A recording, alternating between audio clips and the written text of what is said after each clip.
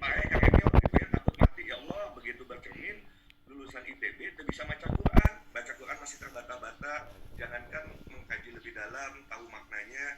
Maka saya berusaha untuk memperbaiki diri, intinya pengen memperbaiki diri. Kalau Allah panggil, mudah-mudahan bisa lebih baik, dimaafkan atas semua kesalahan, dan selama ini tidak menjadikan Al-Quran sebagai pedoman hidup. Jadi berawal dari sini, saya ajak teman-teman yang biasanya ngajinya ngaji bisnis gitu ya, ngomongin bisnis, ngomongin cuan, ngomongin duit, apa lah ini mah ngomongin cuan wae, ulah ngomongin duit, ngomongin bisnis gitu ya, udah memperbaiki diri, kurang ngaji Quran, baca gitu ya.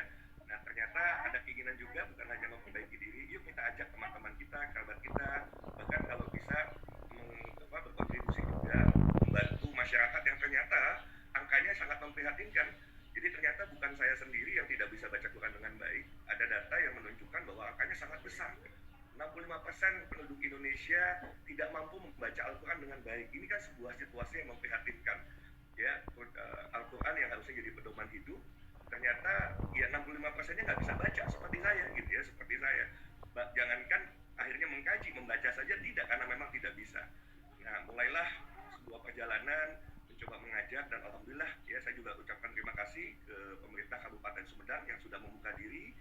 Ayo ngajak bareng-bareng sekalian juga gitu ya, membuat sebuah role model. Alhamdulillah di Sumedang sudah berjalan mengaji online, dan juga dimulai pemberantasan buta huruf Al-Quran. Karena ternyata kami sangat ingin, ini benar nggak nih angka 65% gitu ya, jangan-jangan benar, yang belum, kalau di situ kan ekstrim, tidak buta huruf gitu ya.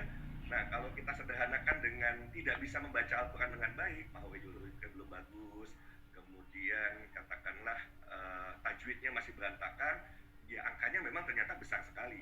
Maka dimulailah keinginan untuk bisa membantu masyarakat juga melalui sebuah role model di kota Sumedang yang alhamdulillah masih berjalan hingga kini. Nah dalam perjalanannya kami bertemu dengan Pak Kiai Adib, Kakanwil Kementerian Agama yang pernah jadi bintang tamu di Majlis Mengaji Online. Beliau sampaikan, Kang sayang kalau cuma memberantas buta huruf, kenapa orang yang bisa baca Quran belum tentu memahami maknanya, kenapa tidak sekalian gitu ya memberantas buta makna Al-Quran. Karena kalau buta huruf insya Allah akan dengan sendirinya gitu ya.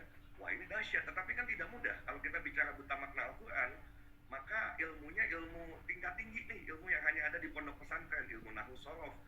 Nah, alhamdulillahnya Pak Kiai Adi menyampaikan bahwa beliau sudah merumuskan sebuah metodologi yang bisa dimanfaatkan oleh masyarakat awam, agar masyarakat awam bisa terbebas dari buta makna Al-Quran, agar bahasa Arab mudah untuk dipahami. Bahkan bisa beliau tulis dalam bukunya tuh 9 jam paham bahasa Arab. Waduh, Masya Allah gitu ya.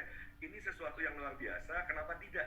Mari kita buat gerakan sekalian, tentu buat saya pribadi, buat komunitas kecil, dan paling tidak ya kalau kita bicara tentang kontribusi, kami tidak ingin tentu hanya bertanya apa yang bisa pemerintah berikan, apa yang bisa Kang Emil berikan kepada kami. Paling tidak kami juga harus berpikir apa yang bisa kami kontribusikan buat Jawa Barat, buat Indonesia ya.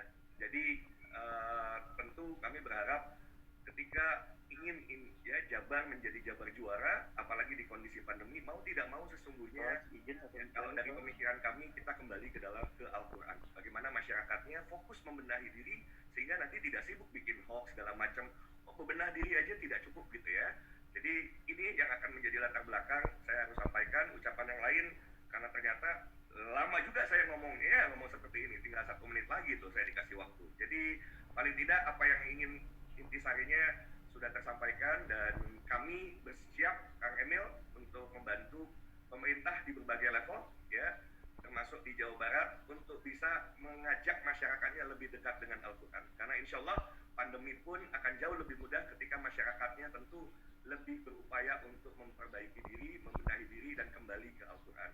Dan saya berharap gitu ya, nanti dari Pak Adib juga ada penyampaian yang walaupun tidak lama ya, untuk agar kita juga bisa paham apa itu SMQ. Terima kasih Kang Emil dan semua, saya tidak bisa sebutkan satu lagi satu persatu. Jadi gugup ya, biasanya panjang lebar aina mah ngomong di depan Kang Emil teh gugup geningan ya. Terima kasih. Wabillahi taufiq wal hidayah. Assalamualaikum warahmatullahi wabarakatuh. Hatur nuhun. Waalaikumsalam warahmatullahi wabarakatuh.